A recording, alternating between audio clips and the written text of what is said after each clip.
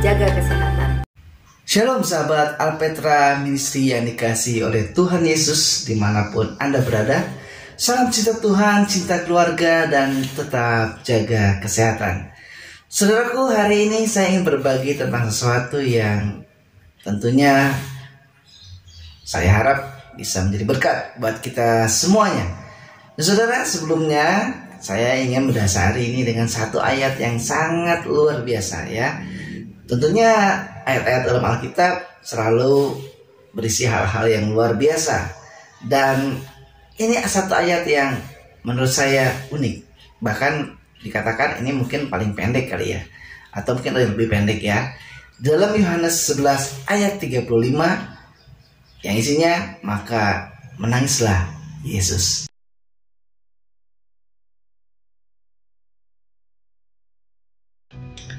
Sahabat Alpetra yang dikasih oleh Tuhan, tentu saja ayat ini sangat luar biasa ya. Maka menangislah Yesus. Bahwa menangis itu ternyata adalah hal yang wajar atau biasa, hal yang sangat manusiawi sekali.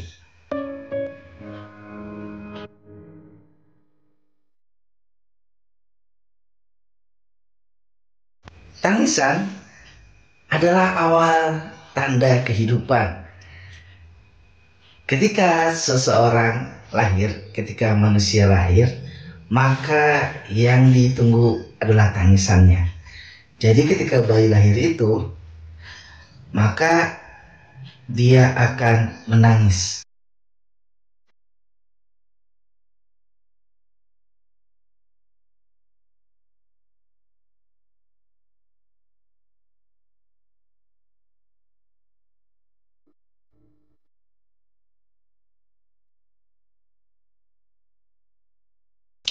Tangisan adalah warna kehidupan. Saudara, nggak ada ya ceritanya bayi ketika baru lahir dia langsung ketawa-ketawa atau langsung bisa ngobrol gitu, atau langsung dia ngomong begitu lahir, halo apa kabar dunia gitu. Enggak ya, tapi dia akan menangis. Nah, menangis sangatlah manusiawi, sangat alami sekali. Setiap tetesan air mata, tangisan menjadi tanda luapan emosi. Pernah dengar ya, ada tangisan bahagia katanya. Jadi tangisan itu tidak melulu menandakan sebagai kesedihan, tetapi ternyata tangisan juga bisa merupakan luapan emosi yang melambangkan akibat dari perasaan yang karena sakit hatinya, karena kehilangan sesuatu, kehilangan seseorang, atau mungkin dia sedang dalam tekanan. Dan juga tangisan sebagai luapan emosi sukacita atau bahagia. Tetapi seperti yang kita tahu, biasanya kesedihan yang merupakan penyebab dari tangisan yang menyebabkan manusia berurai air mata.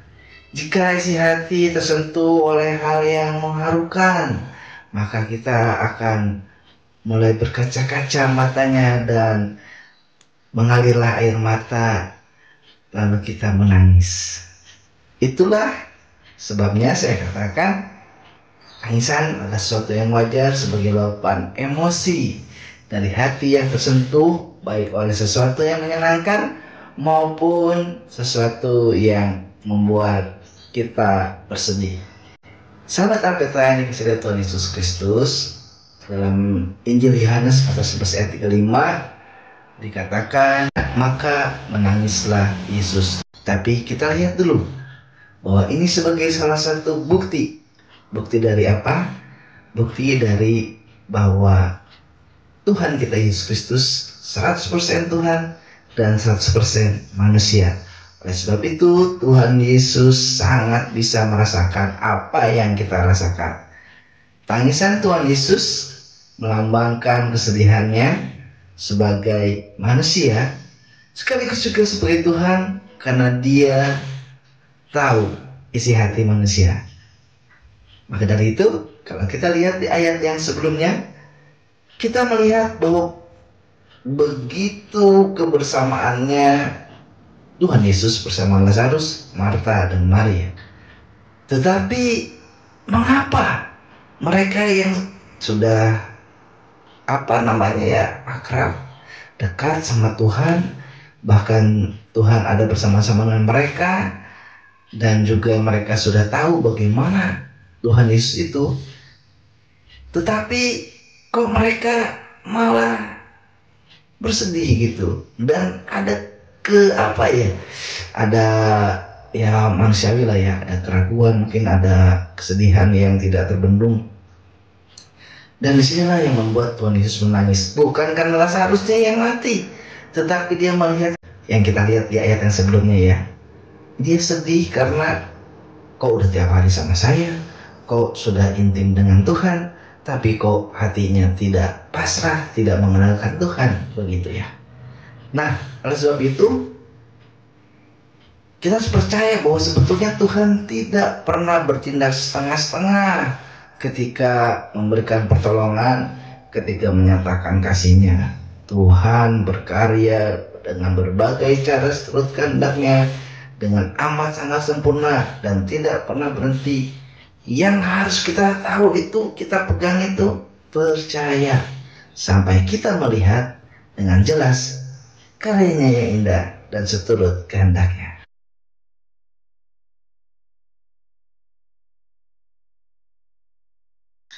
Kesabaran dalam menghadapi penderitaan serta iman percaya yang teguh sangat Tuhan Yesus harapkan, sebab Dia menangis kalau melihat kita menghadapi ujian, terus kitanya jadi lemah. Ujian tersulit dalam hidup adalah kesabaran untuk menunggu waktu yang tepat. Oleh karena itu, jadikan penderitaan sebagai sebuah kesempatan untuk introspeksi diri. Jadikan penderitaan sebagai ujian iman untuk semakin membuat kita bernilai dan murni di hadapan Allah. Melalui kisah Lazarus ini ada banyak hal yang kita dapati sebagai pedoman kehidupan kita. Salah satunya yang seperti tadi saya katakan adalah betapa belas kasih Tuhan Yesus terhadap orang yang dikasihinya, yang dinyatakan dengan tangisan. Tangisan Tuhan Yesus saat itu karena Dia mengasihi, dan Dia juga menangis karena ketidakpercayaan manusia terhadap dirinya. Sesungguhnya di sini yang menyebabkan Tuhan Yesus menangis adalah dosa manusia. Salam cinta Tuhan, sayangi keluarga dan jaga kesehatan. Jawab Yesus kepadanya, kasihilah Tuhan Allahmu dengan segenap hatimu dan dengan segenap jiwamu dan dengan segenap akal budimu. Itulah hukum yang terutama dan yang pertama. Dan hukum yang kedua yang sama dengan itu ialah kasihilah sesamamu manusia seperti dirimu sendiri. Injil Matius pasal 22 ayat 37 sampai 39. Sering sedang Tuhan dan kesedihannya akan dosa manusia itu Dia tuntaskan di atas kayu salib untuk menebus dosa manusia. Itu yang dilakukan Tuhan untuk menyelesaikan masalah dosa manusia dengan Tuhan. Oleh karenanya, menangis tidak menyelesaikan masalah, saudara. Menangis tidak menghilangkan kesulitan dari penderitaan. Menangis ya bikin plong lah gitu ya, tetapi tidak menyelesaikan masalah. Juga kesulitannya tetap ada, penderitaannya tetap terasa, tetapi tindakan nyata yang mengiringi tangisan setelah menangis, itu yang diperlukan. Bukan hanya saya atau Anda yang menangis, semua orang juga menangis. Bahkan tadi di awal saya ceritakan, sejak lahir manusia sudah menangis. Tangisan menjadi bahasa ketika kita masih bayi, sebelum kita dapat bicara, pasti bahasanya menangis. Bagaimana kita bisa tahu sebagai orang tua ya, bayi kita itu lapar, anak kita itu lapar. Bayi belum bisa bicara, tapi dia menangis. Tapi kita bisa mengerti, oh ini tangisan lapar. Oh ini dia pup. Oh ini dia ngompol. Nah saudara, kalau kita mengerti sebagai orang tua akan tangisan anak bayi kita, terlebih lagi Allah, Dia sangat mengerti bahasa tetesan air mata kita.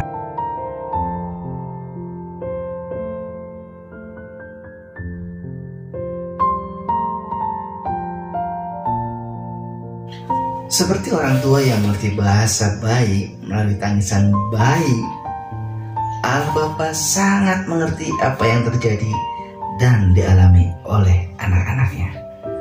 Bapa kita yang di surga selalu menjaga kita. Bahkan saudara, percayalah, sebenarnya kita digendong terus sama Bapa kita, karena Dia sangat menyayangi kita. Jadi ketika kita ada satu masalah, ada penderitaan, ada sakit, sebetulnya Tuhan yang merasakannya. Ada satu ilustrasi yang menggambarkan bahwa ketika kita ada yang melempari batu misalnya, lalu kita mengeluh pada Tuhan, Tuhan di mana? Ini saya dilempari, ini Tuhan tolong. Tapi sebetulnya ada Tuhan yang menghalangi batu-batu yang sangat besar yang akan menimpa badan kita, sehingga batu-batu kecil saja yang menimpa kita. Dan karena batu kecil itu kita menangis dan mengeluh. Sahabat Alpetra, dalam kisah di dalam Alkitab, dalam Lukas 7 ayat 13, di sana ada seorang janda yang tinggal mati oleh anaknya di kota Nain. Tuhan Yesus berkata kepada janda itu, jangan menangis. Dan Tuhan hatinya tergerak oleh belas kasihan. Ya, jadi tadi saya katakan menangis tidak menyelesaikan masalah, tetapi ketika menangis kita melakukan sesuatu dan percaya kepada Tuhan yang membantu, maka akan ada solusinya. Nah, janda itu sebatang kara itu ketika anak satu-satunya meninggal dunia, hal itu menjadikannya semakin sedih ya, karena semakin sendirian lagi. Tuhan Yesus sangat memahami isi hati dan pikiran janda itu. Penuh kekhawatiran, ketidakberdayaan, tangisannya itu bahasa yang dari hatinya dan sangat dimengerti oleh Tuhan Yesus. Oleh karena itu saudara, ketika kita menangis, menangislah bersama Tuhan Yesus, karena Bapa kita mengerti tangisan tetesan air mata kita. Saudara yang sedang Tuhan, menangis tidak menyelesaikan masalah, tidak menghilangkan kesulitan dari penderitaan, tetapi tindakan nyata yang mengiringi tangisan setelah menangis, itulah yang diperlukan. Sahabat Alpetra, belas kasih Allah akan menjadi nyata bagi kita yang percaya. Iman percaya bahwa Allah yang akan mengubah air mata menjadi tawa bahagia. Orang yang berkecita akan dihibur. Dalam Matius 5 ayat 4 dikatakan, berbahagialah orang yang berdukacita, karena mereka akan dihibur. Sahabat Alpetra, sampai di sini dulu renungan kita, refleksi kita untuk firman Tuhan ya hari ini. Dan semoga sahabat Alpetra mendapatkan sesuatu yang baru dan juga mendapat kekuatan dari firman Tuhan kali ini. Salam cinta Tuhan, cinta keluarga, dan jaga kesehatan. Maranatha.